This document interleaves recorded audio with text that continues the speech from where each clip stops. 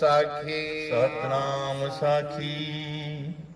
तो आज से आचार्य सतगुरु स्वामी टेंगुराम महाराज जी के जन्मोत्सव के उपलक्ष्य में 40 दिन पहले रखा जाने वाला व्रत, जिसे चालीहा कहते हैं, जो हमारे सिंध की प्राचीन परंपरा है। इष्ट देव की, गुरुदेव की पूजा आराधना 40 दिन करके उनकी भक्ति में अपने मन को लगाना, यही उद्देश्य है चालीहे का।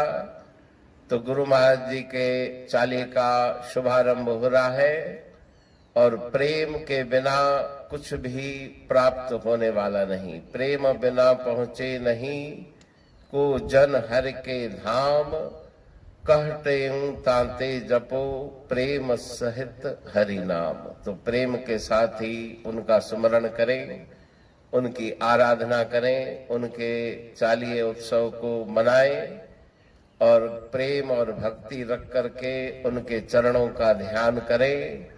तो वो कल्याण करने वाले हैं, कल्याण करेंगे। सब प्रकार के दुख कष्टों की उनकी कृपा से निवृत्ति होगी। तो उनकी प्रार्थना करें, उनके चरणों में बैठ के आशीर्वाद मांगे। जो जन गुरु शरण में बैठ करे अरदास,